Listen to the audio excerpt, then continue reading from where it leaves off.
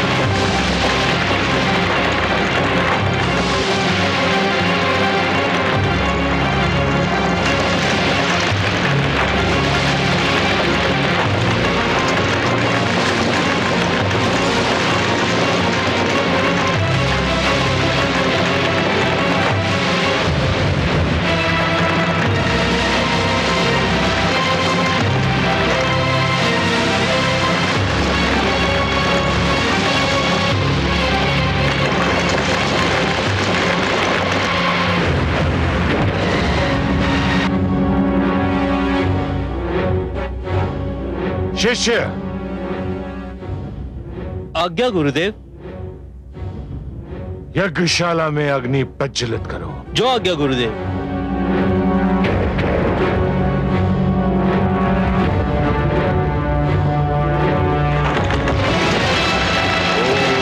ब्रह्मदेवाय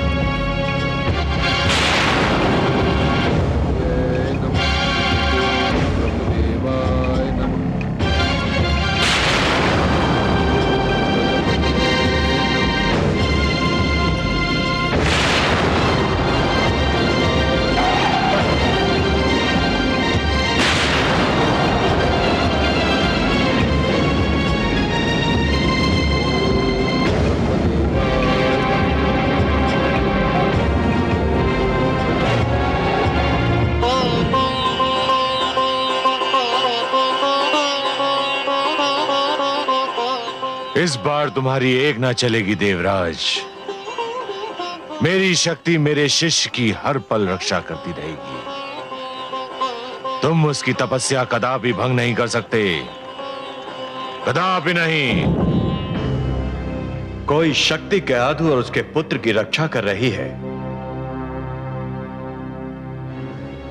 अब तो एक ही उपाय रह गया है। हिरण्यकशिपु बच गया, पर उसका परिवार नहीं बचेगा। अर्थात ये कि उसकी पत्नी केआदु पुत्र को जन्म देने वाली है। हम केआदु पर प्रहार करेंगे, उसके पुत्र को समाप्त कर देंगे। ये समाचार सुनते ही हिरण्यकशिपु को अपनी तपस्या भंग करनी पड़ेगी। पर हे देवराज, उसकी पत्नी और पुत्र ने हमारा क्या बिगाड़ा है?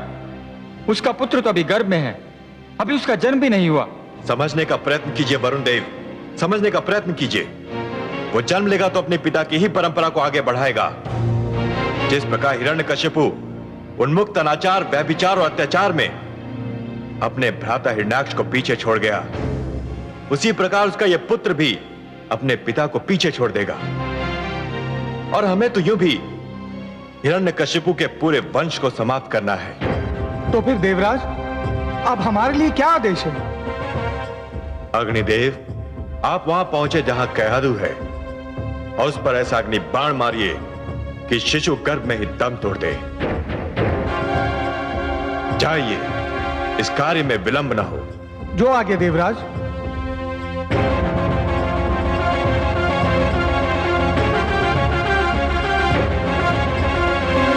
हे कमल नयन, ये तो बड़ा अनर्थ हो रहा है।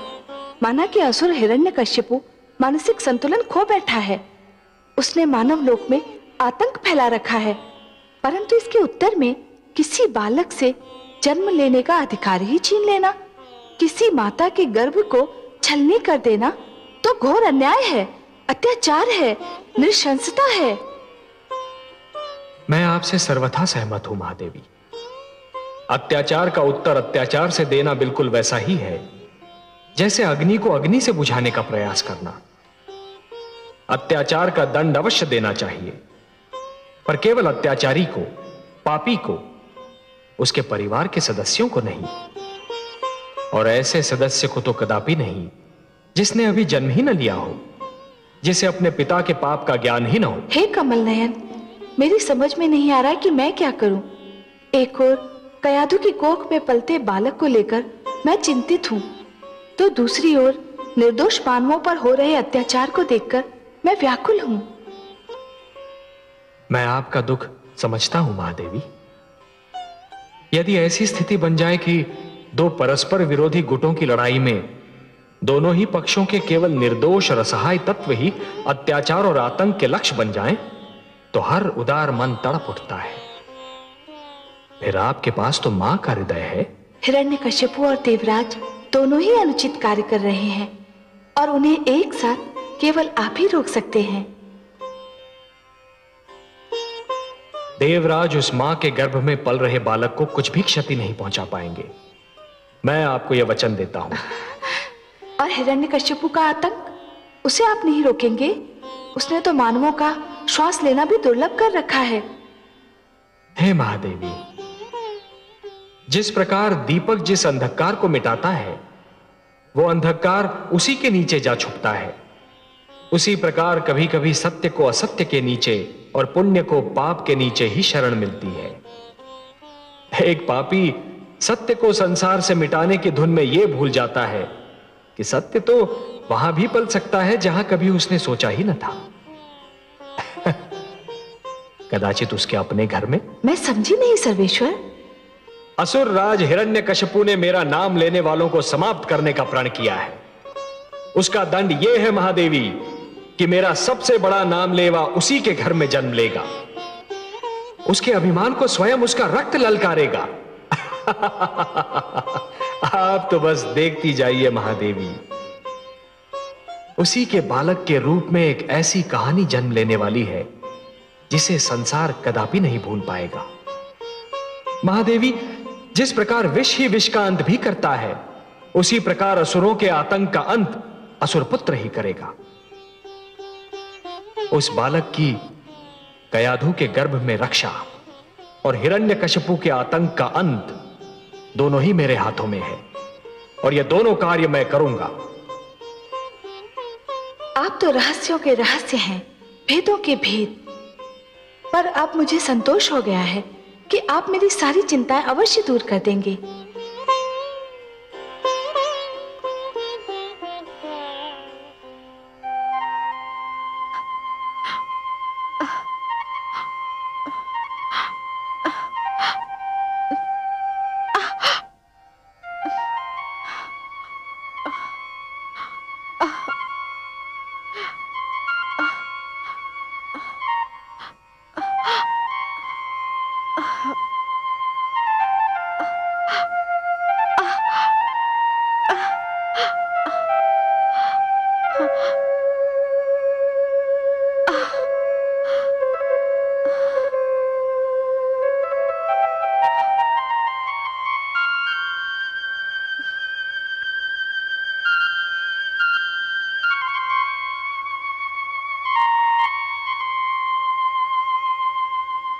कैसी हो वधुरानी? मेरा मन बहुत घबरा रहा है माते। इन दिनों में बहुधा ऐसा ही होता है।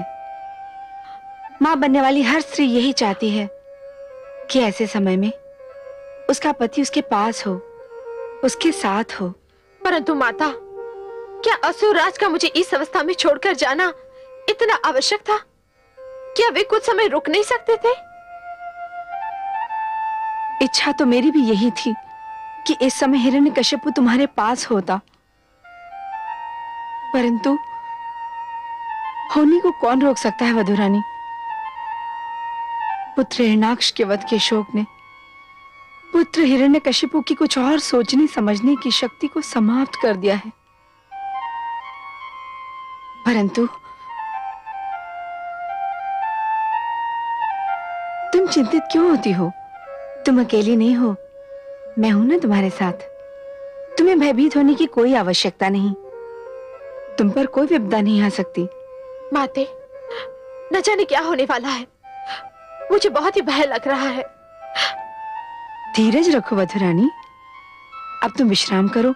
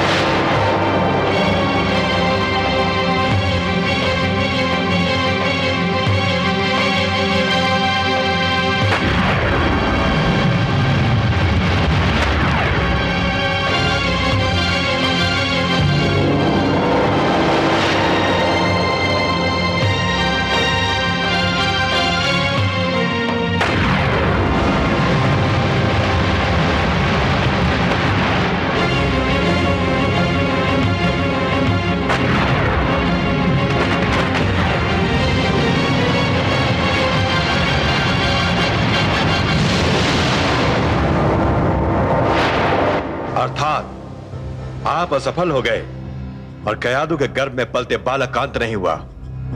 यह तो बड़ा शुभ समाचार है। हाँ देवराज, अब तो लगता है कि वो बालक जन्म लेकर ही रहेगा। नहीं नहीं अग्निदेव, भाग्यवश हिरण्यकशिपु की तपस्या अभी समाप्त नहीं हुई है। इससे पहले कि वो अपना तप समाप्त करे, हम असुरलोक पर आक्रमण कर देंगे और उस पर अधिकार कर लेंगे। तत्पश्चात कयादू को बंदी बना लेंगे। आइए मेरे साथ।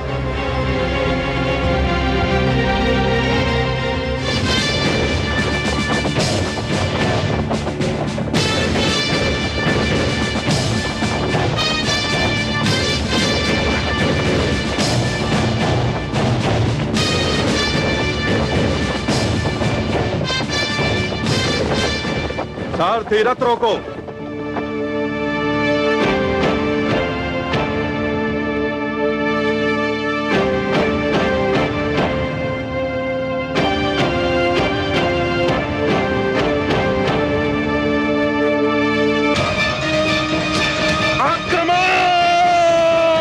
आक्रमण करो।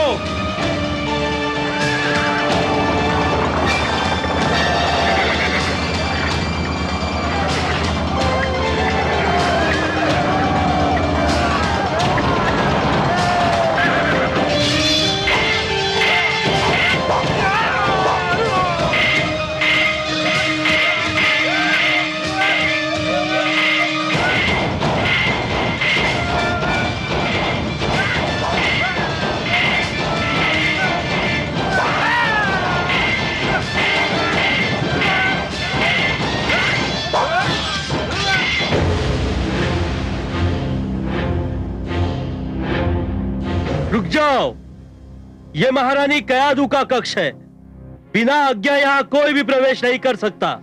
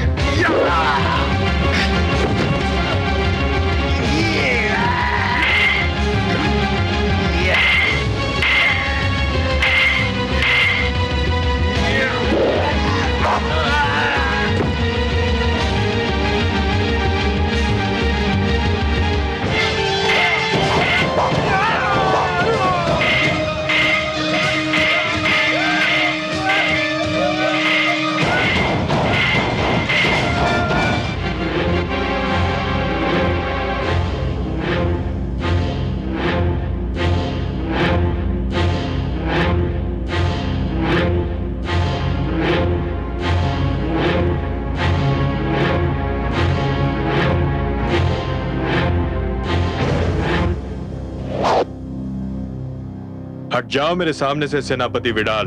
नहीं देवराज, मेरे जीवित रहते आप महारानी कयादू के कक्ष में प्रवेश नहीं कर सकते। प्रवेश तो मैं करूंगा।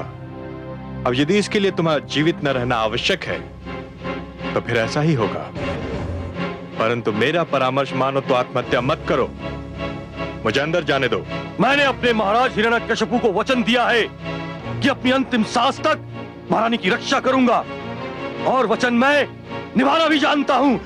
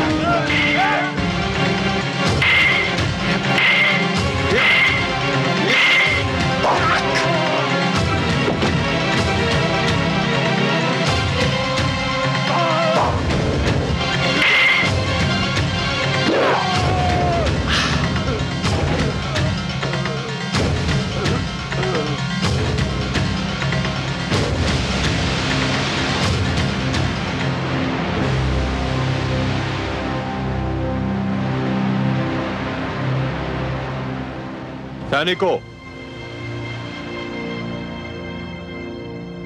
संपूर्ण असुरलोक को पूरी तरह तहस नहस कर दो, कुछ भी बचने न पाए। मैं महारानी कयाधु के कक्ष की ओर जा रहा हूं। ध्यान पूर्वक मेरे आदेश का विलंब पालन हो। जाओ।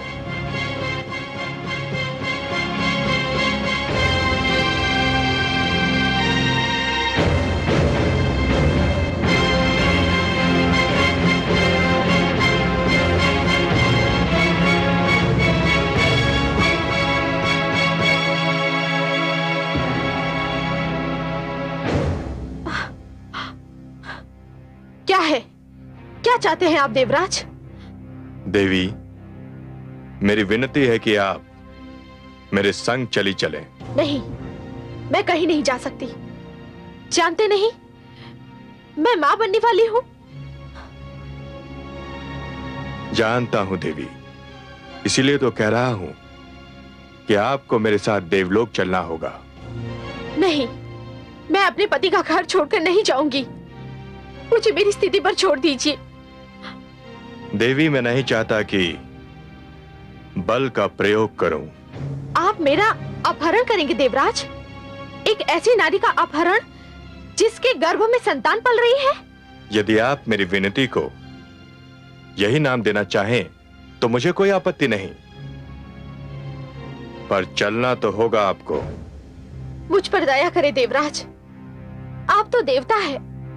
यदि आप भी ऐसा दुष्कर्म करेंगे तो संसार का क्या होगा? मैं तुमको इसलिए ले जाना चाहता हूं कि तुम जिसको जन्म देने वाली हो वो भेड़िए का शिशु है। भेड़िए का शिशु भी भेड़िया होता है। चलो। नहीं, नहीं। चलो।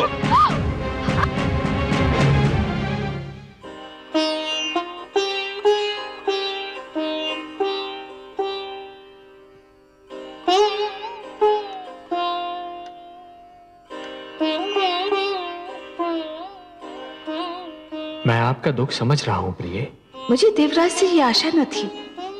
एक अबला से ये व्यवहार, और अबला भी वो जो मां बनने वाली है। मैं स्वयं भी बहुत दुखी हूं प्रिय, बहुत दुखी। नारी का अपहरण, फिर चाहे कोई भी कारण क्यों ना हो, कोई भी स्थिति क्यों ना हो, फिर चाहे कोई नीति या कूटनीति का अंश ही क्यों ना हो, परंतु एक महान पाप है, एक अक्षम्य अपराध है। और यदि ये पाप या अपराध देवगण ही करने लगे तब तो फिर अंधेर है। देवता मानव के आदर्श है, और यदि देवता ही दुराचार करने लगे तो मानव किसका अनुसरण करेगा? कयाधु को बचाइए देवेश्वर, कयाधु को बचाइए। नहीं। चलो। नहीं,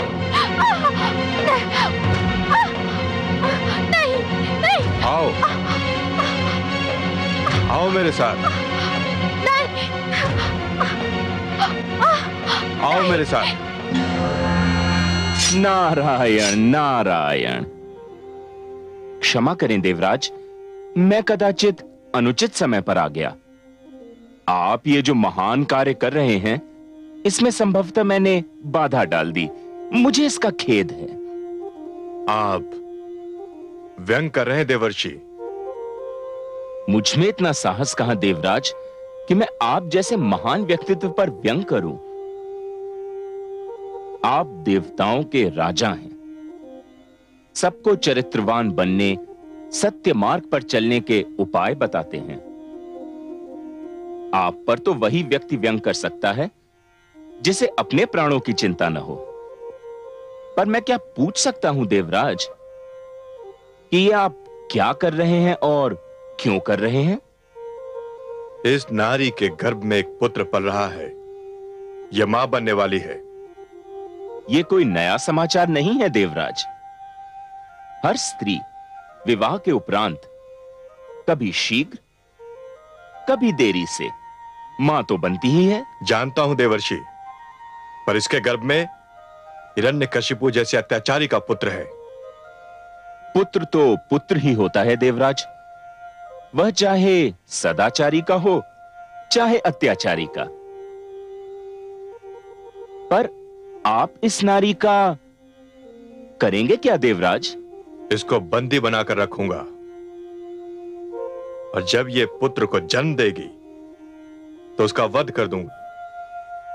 इसलिए देवराज, क्योंकि यदि मैं आपको बधाई दूं तो इसका अर्थ यह होगा कि मैं आप में और हिरण्याक्ष में कोई अंतर नहीं समझता। उसने भी एक नारी धरती का अपहरण किया था। और यदि मैं शोक प्रकट करूं तो कहीं आप रुष्ट न हो जाएं। वैसे देवराज, आपने अग्निदेव को भेजकर कयाधु के गर्भ में पलने वाले बालक का वध करना चाहा था। उस अभियान का क्या हुआ? वो अभियान असफल हो गया। क्यों? कैसे असफल हो गया? किसी शक्ति ने उसकी रक्षा की थी। नारायण नारायण। तो आपको विश्वास है देवराज कि जिस शक्ति ने इस बालक के जन्म लेने से पहले उसकी रक्षा की थी, वह इसके जन्म लेने के उपरांत उसकी रक्षा नहीं कर पाएगी। आप कहना क्या चाहते हैं देवर्षि?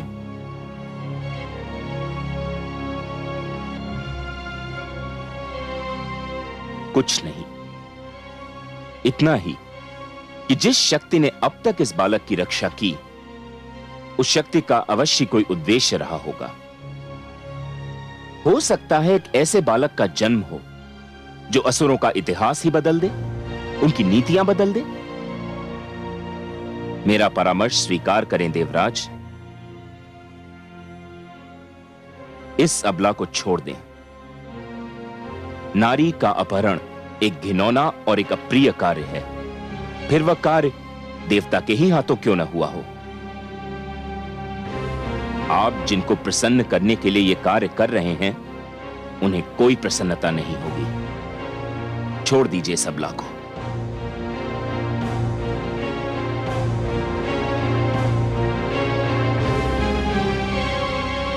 कदाचित आप ठीक कह रहे हैं देवर्षि।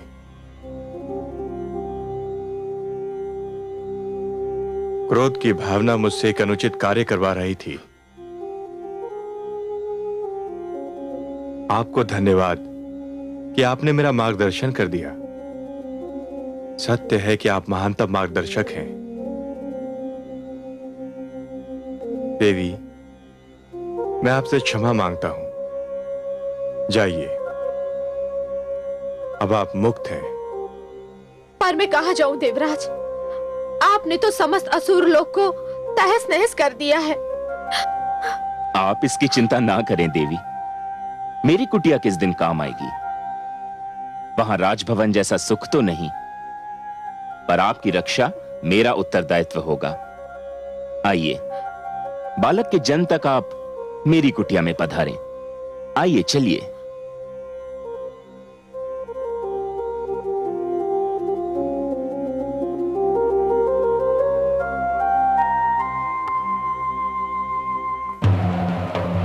ओम ब्रह्मदेवाय नमः।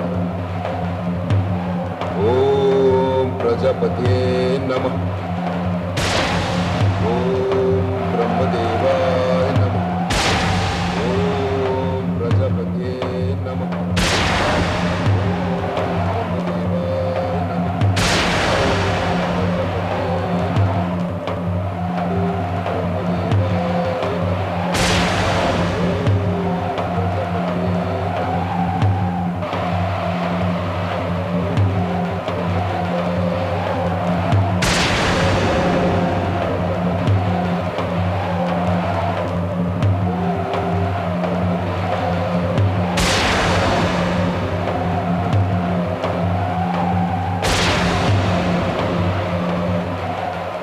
हिरण्यकशिपु मुझे पुकार रहा है। मैं क्या करूं? जाऊं या न जाऊं? नहीं जाता हूं तो मुझ पर दोष लगेगा कि मैं अपने भक्तों की पुकार नहीं सुनता। चाहूं तो वो जाने मुझसे क्या वरदान मांगे। मैं भली भांति जानता हूं वो मुझसे जो भी मांगेगा उसका प्रयोग देवताओं के विरुद्ध ही करेगा, पर मैं उसकी अनसुनी भी तो नहीं कर सकता।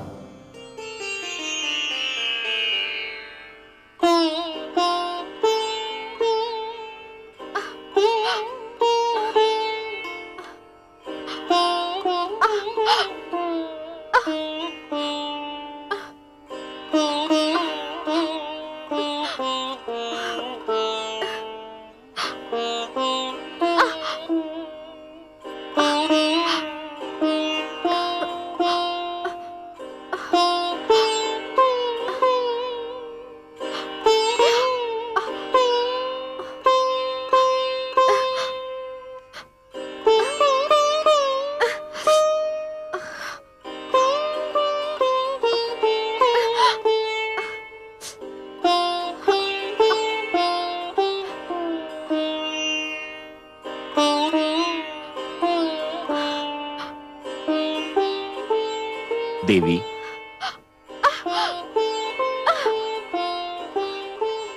देवी ये दूध पी लें और कुछ फल ग्रहण कर लें। नहीं देवर्षि, मेरा मन कुछ भी खाने पीने को नहीं कर रहा है।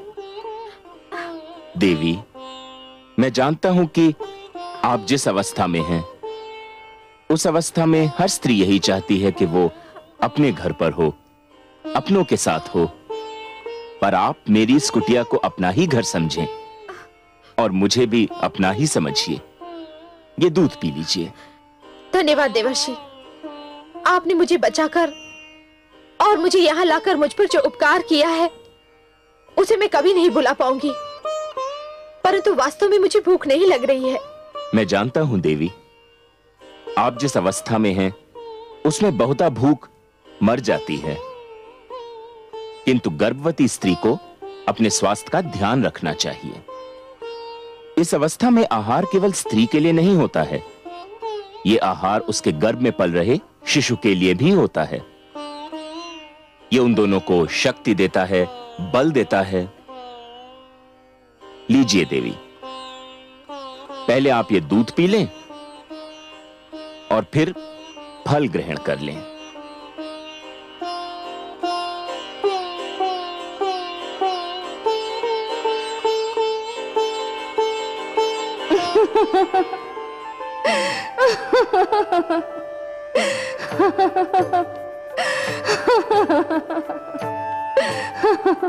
क्या हुआ महादेवी? हे कमल नयन, हमारे देवर्षि तो कयाधु को ऐसे समझा रहे हैं और उसकी इस प्रकार सेवा कर रहे हैं जैसे कि वो बहुत ही अनुभवी और जानकार व्यक्ति हो। विराजिए, महादेवी देवर्षि जो कर रहे हैं उसका संबंध अनुभव और ज्ञान से नहीं है, प्रेम और सहानुभूति की भावना से है। कोई भी यदि जीवन से प्रेम करने लगे, मन में प्राणियों के प्रति सहानुभूति की भावना रखे, तो प्रकृति आप ही सब कुछ सिखा देती है, सब कुछ समझा देती है। यदि मन में एक दूसरे के प्रति प्रेम, सद्भावना और सहानुभूति जागे, तो ज्ञान का मार्ग खुल जाता है। प्रेम के 2.5 अक्षर, परंतु ज्ञान के सबसे महान भंडार हैं। मुझे ये आश्चर्य हो रहा है कि देवर्षि ये सब जानते हैं कि गर्भावस्था नारी के जीवन की वो अवस्था है जिसमें उसे सदैव अच्छा बोलना चाहिए, अच्छा सोचना चाहिए, अच्छा आहार ग्रहण करना चाहिए और अच्छी वस्तुओं का ध्यान करना चाहिए। इस अवस्था में ये सब बातें नितांत आवश्यक है। ये तो वो जानते ही हैं, पर कुछ और भी जानते हैं। और क्या जानते हैं देवर्षि? देवर्षि ये जानते हैं कि गर्भावस्था में नारी के गर्भ में पल रहा शिशु जीवित और सचेत होता है। माता जो देखती है, जो सुनती है, शिशु उससे अवगत रहता है, प्रभावित होता है। तभी तो देवर्षि उसे सुंदर सुंदर बातें कह रहे हैं। देखिए ना महादेवी, देवर्षि उसे क्या कह रहे हैं। मैंने बालक ध्रुव को समझाने की बहुत चेष्टा करी, किंतु वह भी नारायण के दर्शन का हठ करता रहा और वह दर्शन करके ही माना। आप तो बड़ी मनमोहक बातें करते हैं देवर्षि। देवी, माता लक्ष्मी भी यही कहती हैं कि मैं बड़ा बातूनी हूं, किंतु आपसे अपनी सबसे मनमोहक बात तो मैंने अभी तक नहीं कही। सुनिएगा। अवश्य सुनूंगी। आपकी तो एक एक बात मेरे कानों से होकर मेरे मन में उतर जाती है। क्या है आपकी सबसे मनमोहक बात? देवी, अपनी बात जो मुझे सबसे मनमोहक, सबसे प्रिय और सबसे सुंदर लगती है, वो हैं बस ये 4 शब्द। ओम नमो भगवते वासुदेवाय। ओम नमो भगवते वासुदेवाय। ओम नमो भगवते वासुदेवाय। ओम नमो भगवते वासुदेवाय। ओम नमो भगवते वासुदेवाय। ओम नमो भगवते वासुदेवाय। विष्णु नाम ले गर्भ में कितनी ऊंची बात, होनहार विरवान के होत चीकने पात। हे माता तू धन्य है और धन्य संतान, आएगा संसार में कोई व्यक्ति महान, कोई व्यक्ति महान। जो सुनेगा ये पुराण पाएगा सुख और ज्ञान, पाएगा सुख और ज्ञान।